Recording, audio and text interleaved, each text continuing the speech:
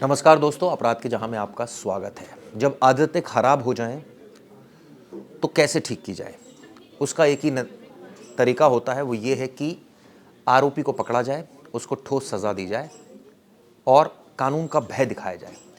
क्योंकि उसके मन में तो करप्शन करने की आ रही है, लेकिन अगर जब तक ठोस कानून नहीं होगा और इम्प्लीमेंटेशन नहीं होगा तब तक सज़ा नहीं मिल पाएगी और आरोपी को डर नहीं होगा और वो क्राइम पर क्राइम करता चला जाएगा।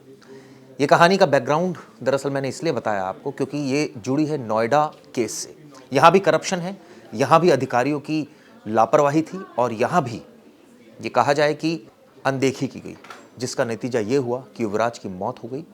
और उसके बाद कई घंटों तक पहले वो चीखता चिल्लाता रहा, अपनी जान की गुहार लगाता रहा। लेकिन आप सोचिए, मौके पर एसडीआरएफ पहुंची, मौके पर नोएडा पुलिस पहुंची, मौके पर फायर ब्रिगेड की गाड़ियां पहुंची, लेकिन कोई उसे बचा नहीं पाया। एनडीआरएफ बाद में आई जब तक वो डूब चुका था। ये कहानी इसलिए ज़रूरी थी क्योंकि जो शुरुआत में मैंने आपको बताया वो दरअसल उसकी नींव इसी में जुड़ी हुई है। अधिकारी यानी सीईओ जो नोएडा अथॉरिटी के थे, एम लोकेश, उनको हटा दिया गया है। ये कहा गया कि उनको कई बार पत्र लिखे गए, उनके मातहत जो अधिकारी थे उनको भी पत्र लिखे गए कि यहाँ पर ये दिक्कत है, लेकिन ध्यान नहीं दिया गया। क्यों? क्योंकि शायद कोई ध्यान देना नहीं चाहता था, इच्छा शक्ति नहीं थी और ऐसा लग रहा था कि शायद कोई बड़ा मामला नहीं होगा। इसकी अनदेखी की गई और अनदेखी आप देखिए किस तरह से हुई कि यहाँ पर एक नौजवान मारा गया।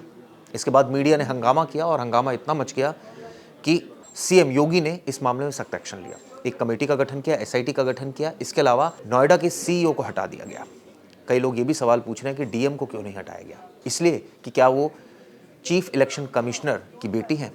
इस तरह की बातें लोग सोशल मीडिया पर कर रहे हैं। खैर, जवाबदेही जिन जिन अधिकारियों की होगी उन अधिकारियों के खिलाफ कार्रवाई होगी, ऐसा प्रशासन का कहना है। चलिए, उम्मीद करते हैं हम भी कि इसी तरह की कार्रवाई होगी और जो दोषी हैं उनको सबक सिखाया जाएगा।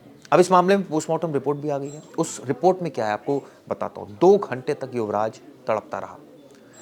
उसकी मौत इसलिए हुई क्योंकि उसके फेफड़ों में पानी भर गया था, उसको सांस लेने में दिक्कत हुई और उसके बाद कार्डियक अरेस्ट आया। वो इतना घबरा गया कि कार्डियक अरेस्ट आ गया और आखिरकार उसकी मौत हो गई। बाद में प्रशासन जुटा रहा लेकिन वो सफल नहीं हो पाया और यही वजह रही कि उसकी मौत हो गई। उसको बाद में निकाला गया, यानी उसकी लाश को निकाला गया। अभी फिलहाल पूरे मामले की जांच जारी है। दोषी अधिकारियों के खिलाफ क्या कार्रवाई होगी नहीं, ये भी हम सबको इसका इंतज़ार रहेगा। लेकिन इस तरह की घटना नहीं होगी इसकी मैं कोई गारंटी नहीं ले सकता, क्योंकि इसके लिए मजबूत इच्छा शक्ति और सख्त कानून, कानून का भय, या ये कहें कि लोग उनको खुद ही इस बात की गिल्ट हो कि अगर वो कानून तोड़ते हैं तो उनको गिल्ट हो, यानी अंदर से उनको एहसास हो कि कानून नहीं तोड़ना, तब तो बात बनेगी। अदरवाइज फिर दोबारा इस तरह की घटनाएं होंगी और यही कार्रवाई होगी। चलिए, उम्मीद करता हूँ इस मामले में कुछ बदलाव ज़रूर होगा इस घटना के बाद।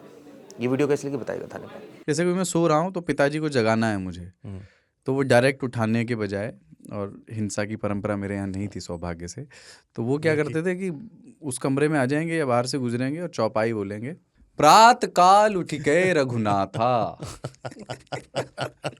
मात पिता गुरु नावई माता।